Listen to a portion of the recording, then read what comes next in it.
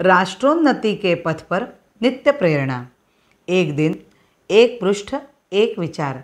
श्री गुरुजी समग्र 12 खंडों का संक्षिप्त रूप भारतीय विचार साधना पुणे द्वारा प्रकाशित किया गया है।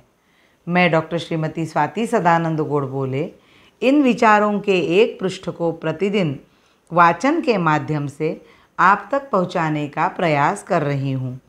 यह प्रकाशित विचार हमें प्रतिदिन प्रेरणा देते रहेंगे। आज दिनांक 25 अगस्त का विचार। दूसरों को दोष लगाने से काम नहीं चलेगा। यह सर्वविदित है कि समाज की एक स्थायी, सचेत, भावात्मक तथा संगठित अवस्था केवल दूसरों के विरोध पर आधारित नहीं रह सकती। इसका कारण अत्यंत सरल है।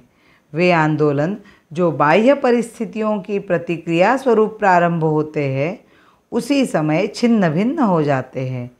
जब उनके विरोध का निमित्त समाप्त हो जाता है, एक अन्य महत्वपूर्ण दृष्टिकोण भी है। जब विरोध की भावना हमारे मस्तिष्क पर सवार रहती है, तब हमें विवश होकर सतत उन्हीं के बारे में सोचना पड़ता है जिनका हम विरोध करते हैं, और विशेषतया हमें बार बार उसके दुष्कार्य एवं दुर्गुणों के बारे में मनन करना पड़ता है। हमारे शास्त्र कहते हैं कि एक व्यक्ति वैसा ही बन जाता है जैसा वह विचार करता है।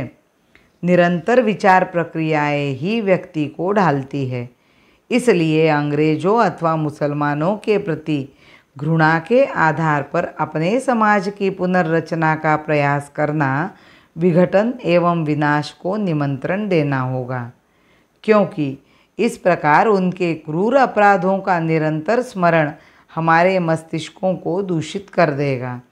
गंभीर चिंतन करने तथा अपने जीवन को तदनुरूप ढालने के लिए क्या हमारे पास भावात्मक, चैतन्यपूर्ण और उदात्त जीवनादर्श नहीं है?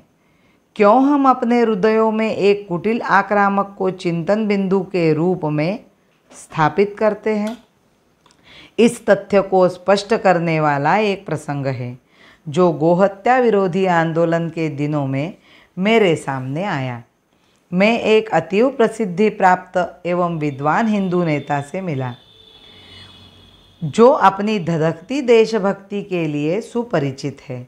हमारी बातचीत के दौरान सहसा उन्होंने पूछा, क्या हानि है यदि एक हिंदू गोमांस खाता है?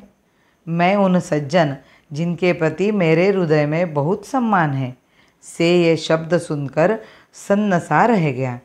ऐसे उद्गारों की अभिव्यक्ति जिसके विचार मात्र से एक गया बीता हिंदू भी काँप उठेगा, क्या कारण हो सकता है? कारण है कि मुसलमानों और उनके दुर्गुणों के सतत चिंतन ने उनके मस्तिष्क पर वैसे ही विचारों की एक गहरी छाप छोड़ दी है और उनको सांस्कृतिक दृष्टि से एक मुसलमान बना दिया है। यद्यपि वे राजनीतिक दृष्टि से हिंदू ही बने हुए हैं।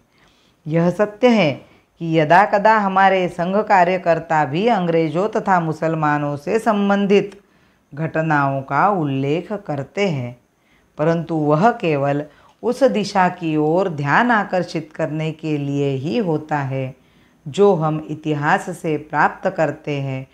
यह स्पष्ट करने मात्र के लिए हम स्वयं ही अपने पतन के लिए उत्तरदायी है। सचमुच इंग्लैंड जैसे छोटे देश अपने भारत जैसे विशाल देश पर 6000 मील दूर से राज्य करने की यह एक अनोखी घटना ही थी, जिसने अपने संघ के आदरणीय संस्थापक को उनकी बाल्यावस्था के 8वें वर्ष में ही आश्चर्य में डालकर विचार करने के लिए प्रेरित किया था। फिर गुलामी के मूल कारण तथा उसके निराकरण हेतु सही और भावात्मक कार्य प्रक्रिया के रूप में उन्होंने संघ की स्थापना की। राष्ट्र को सब लोग भूले, स्वार्थ है युग मंत्र सारा। राष्ट्र को सब लोग भूले, स्वार्थ है युग मंत्र सारा। प्रांत भाषा भेद की है, बह रही नित कलुष धारा, बह रही नित कलुष धारा। भारत माता की जय।